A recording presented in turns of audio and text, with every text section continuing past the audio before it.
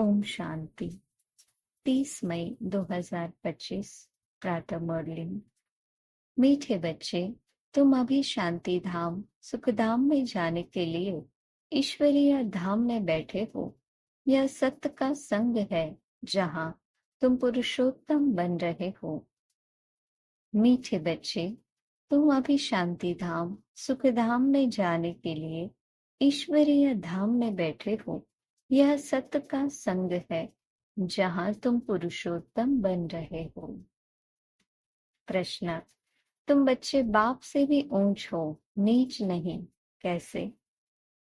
तुम बच्चे बाप से भी ऊंच हो, नीच नहीं, कैसे?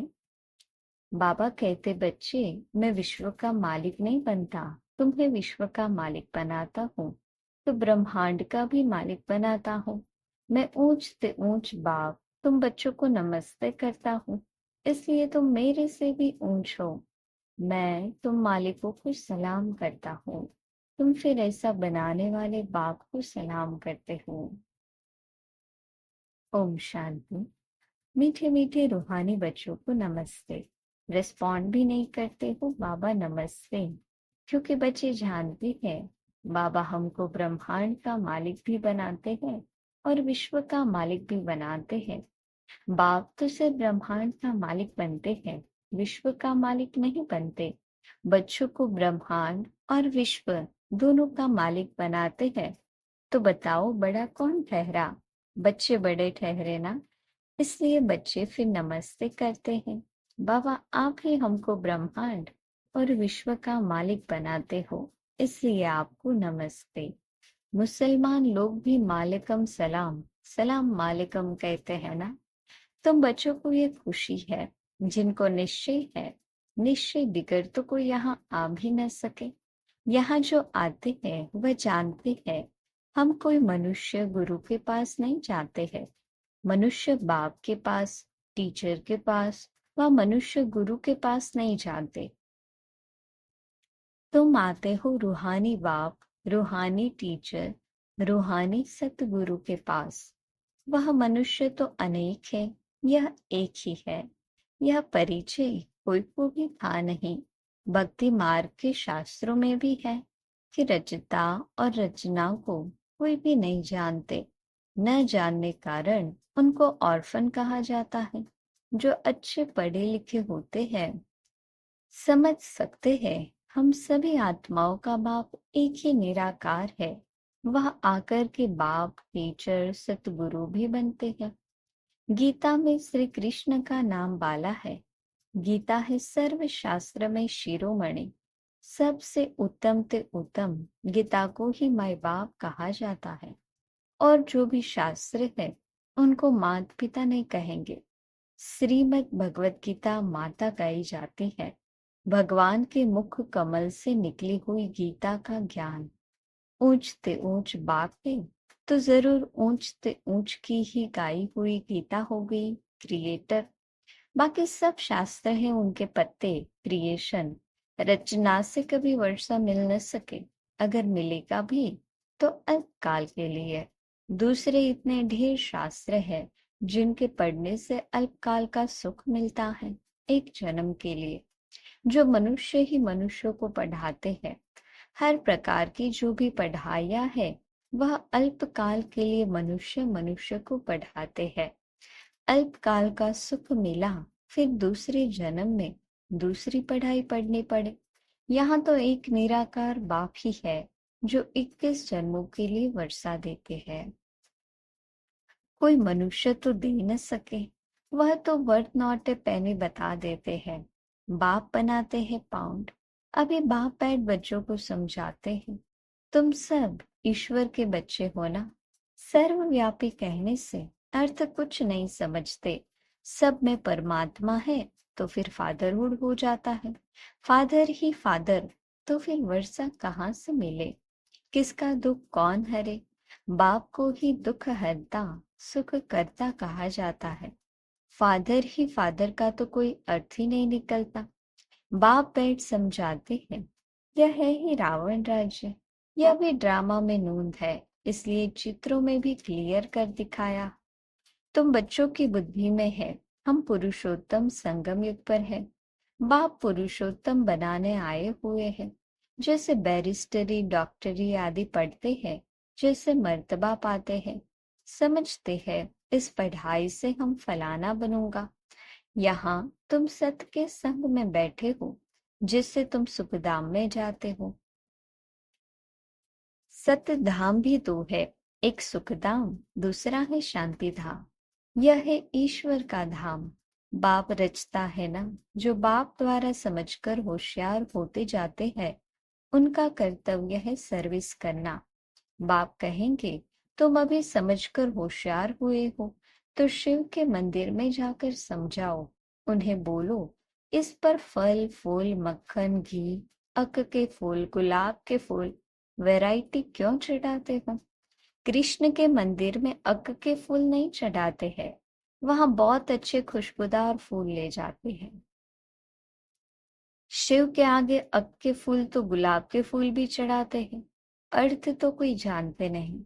इस समय तुम बच्चों को बाप पढ़ाते हैं, कोई मनुष्य नहीं पढ़ाते, और सारी दुनिया में मनुष्यों को मनुष्य पढ़ाते हैं।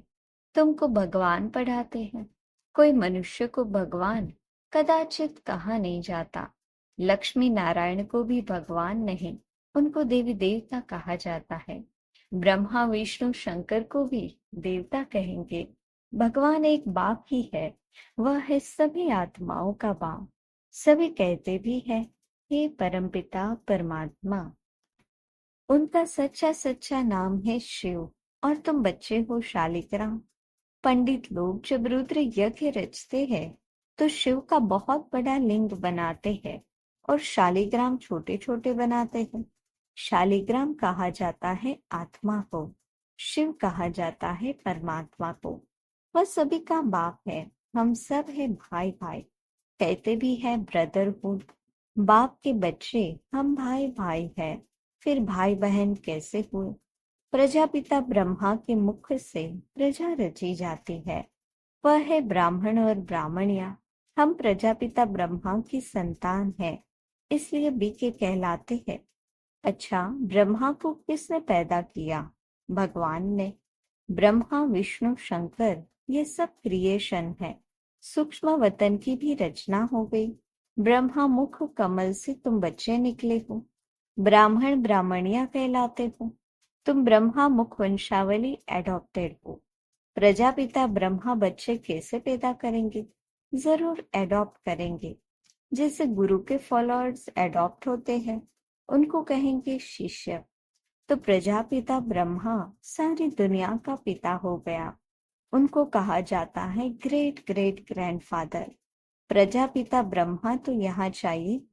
सूक्ष्म वतन में भी ब्रह्मा है, नाम गाया हुआ है ब्रह्मा विष्णु शंकर, परंतु सूक्ष्म वतन में प्रजा तो होती नहीं। प्रजापिता ब्रह्मा कौन है, यह सब बाप बैठ समझाते हैं। वह ब्राह्मण लोग भी अपने को ब्रह्मा की औलाद कहते हैं। अब ब्रह्मा कहाँ है? तुम कहेंगे यह बैठे हैं, वह कहेंगे होकर गया है, वह फिर अपने को पुजारी ब्राह्मण कहलाते हैं। अभी तुम तो प्रैक्टिकल में हो। प्रजापिता ब्रह्मा के बच्चे आपस में भाई बहन हो गए। ब्रह्मा को एडॉप्ट किया है शिव बाबा ने। कहते हैं मैं इस बूढ़े तन में प्रवेश कर तुमको राजयोग सिखलाता हूँ। मनुष्य को देवता बनाना यह कोई मनुष्य का काम नहीं है, बाप को ही रचता कहा जाता है। भारतवासी जानते हैं शिव जयंती भी मनाई जाती है। शिव है बाप। मनुष्यों को यह भी पता नहीं है कि देवी देवताओं को यह राज्य किसने दिया। स्वर्ग का रचयिता है ही परम आत्मा, जिसको पतित पावन कहा जाता है। आत्मा असल पवित्र होती है, फिर सतो रजो तमो में आती है। इस समय कलयुग में सब है तमो प्रधान, सतयुग में सतो प्रधान थे। आज से 5000 वर्ष पहले इन लक्ष्मी नारायण का राज्य था। 2500 वर्ष देवताओं की डिनास्टी चली, उनके बच्चों ने भी राज्य किया ना। Lakshmi Narayan the first the second ऐसे चला आता है। मनुष्यों को इन बातों का कुछ भी पता नहीं है। इस समय है सब तमो प्रधान पतित। यहाँ एक भी मनुष्य पावन हो ही नहीं सकता। सभी पुकारते हैं, हे पतित पावन आओ। तो पतित दुनिया हुई ना, इनको ही कलयुग नरक कहा जाता है। नई दुनिया को स्वर्ग, पावन दुनिया कहा जाता है। फिर पतित कैसे बने यह कोई नहीं जानते। भारत में एक भी मनुष्य नहीं जो अपने 84 जन्मों को जानता हो। मनुष्य मैक्सिमम 84 जन्म लेते हैं, मिनिमम एक जन्म।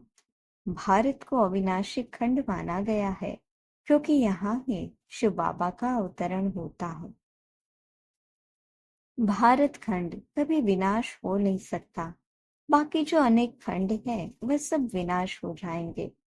इस समय आदि सनातन देवी देवता धर्म प्राय लोप हो गया है। कोई भी अपने को देवता नहीं कहलाते हैं क्योंकि देवताएं सत्व प्रधान पावन थे। अभी तो सभी पतित पुजारी बन गए हैं।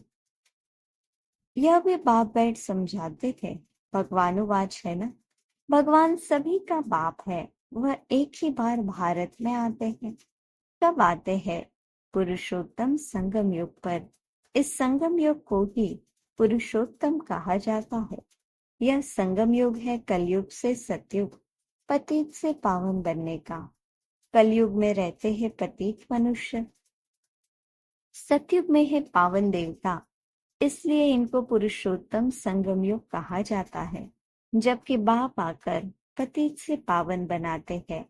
तुम आए हो मनुष्य से देवता पुरुषोत्तम बनने। मनुष्य तो यह भी नहीं जानते कि हम आत्माएं निर्वाण धाम में रहती है। वहां से आते हैं पाठ बजाने। 22 नाटक की आयु 5000 वर्ष है। हम इस बेहद के नाटक में पाठ बजाते हैं। इतने सब मनुष्य पाठधारी है। यह ड्रामा का चक्र फिरता रहता है, कभी बंद होने का नहीं है। पहले पहले इस नाटक में सतयुग में पाठ बजाने आते हैं देवी देवता, फिर त्रेता में क्षत्रिय। इस नाटक को भी जानना चाहिए ना। यह है ही कांटों का जंगल, सब मनुष्य दुखी है। कलयुग के बाद फिर सतयुग आता है। कलयुग में ढेर मनुष्य है, सतयुग में कितने होंगे? बहुत थोड़े। आदि सनातन सूर्यवंशी देवी देवता ही होंगे। यह पुरानी दुनिया अब बदलनी है। मनुष्य सृष्टि से फिर देवताओं की सृष्टि होगी। आदि सनातन देवी देवता धर्म था, परंतु अब अपने को देवता कहलाते नहीं, अपने धर्म को ही भूल गए हैं। यह सिर्फ भारतवासी ही है जो अपने धर्म को भूल गए हैं। हिंदुस्तान में रहने कारण हिंदू धर्म कह देते हैं। देवताएं तो पावन थे। यह है पति, इसलिए अपने को देवता कह नहीं सकते। देवताओं की पूजा करते रहते हैं, अपने को पापी नीच कहते। अब बाप समझाते हैं, तुम ही पूज्य थे, फिर तुम ही पुजारी पतित बने हो। हम सो का अर्थ भी समझाया है। वह कह देते आत्मा सो परमात्मा। यह है झूठा अर्थ, झूठी काया, झूठी माया। सतयुग में ऐसे नहीं कहेंगे। सच खंड की स्थापना बाप करते हैं, झूठ खंड पे रावण बनाते हैं। यह भी बाप आकर समझाते हैं, आत्मा क्या है, परमात्मा क्या है, यह भी कोई नहीं जानते। बाप कहते हैं, तुम आत्मा बिंदी हो, तुम्हारे में 84 जन्मों का पाठ नोंधा हुआ है। हम आत्मा कैसी है यह कोई नहीं जानते हैं। हम बैरिस्टर है फलाना यह जानते हैं, बाकी आत्मा को एक भी नहीं जानते। बाकी आकर पहचान देते हैं, तुम्हारी आत्मा में 84 जन्मों का पाठ अविनाशी नोंधा हुआ है जो कभी विनाश नहीं हो सकता। यही भारत गार्डन ऑफ फ्लावर था। सुख ही सुख था, अभी दुख ही दुख है। यह बाप नॉलेज देते हैं। तुम बच्चे बाप द्वारा अभी नई नई बातें सुनते हो। सबसे नई बात है, तुम्हें मनुष्य से देवता बनना है। तुम जानते हो मनुष्य से देवता बनने की पढ़ाई कोई मनुष्य नहीं पढ़ाते हैं, भगवान पढ़ाते हैं। उस भगवान को सर्वव्यापी कहना यह तो गाली देना है। अब बाप समझाते हैं, मैं हर 5000 वर्ष बाद आकर भारत को स्वर्ग बनाता हूँ, रावण नर्क बनाते। यह बातें दुनिया में और कोई नहीं जानते। बाप ही आकर तुमको मनुष्य से देवता बनाते हैं। गायन भी है, मूत पलिती कपट धूली, वहां विकार होता नहीं। वह है ही संपूर्ण निर्विकारी दुनिया। अभी है विशस वर्ल्ड, बुलाते भी है पतित पावन आओ। हमको रावण ने पतित बनाया है, परंतु जानते नहीं कि रावण कब आया, क्या हुआ। रावण ने कितना कंगाल बना दिया है। भारत 5000 वर्ष पहले कितना साहूकार था। सोने हीरे जवाहरों के महल थे, कितना धन था। अभी क्या हालत है। सो सिवाय बाप के सिर ताज कोई बना न सके। अभी तुम कहते हो शिव बाबा भारत को हेवन बनाते हैं। अब बाप कहते हैं मौत सामने खड़ा हूँ। तुम वानप्रस्थी हो, अब जाना है वापस। इसलिए अपने को आत्मा समझो, मामेकम याद करो, तो पाप भस्म हो जाएंगे। अच्छा, मीठे मीठे सिके लधे बच्चों प्रति माता पिता बाप दादा का याद प्यार और गुड मॉर्निंग। रूहानी बाप की रूहानी बच्चों को नमस्ते। हम रूहानी बच्चों की रूहानी बाप दादा को याद प्यार गुड मॉर्निंग और नमस्ते। धारणा के लिए मुख्य सार। पहले पॉइंट, हम ब्रह्मा मुख वंशावली ब्राह्मण हैं।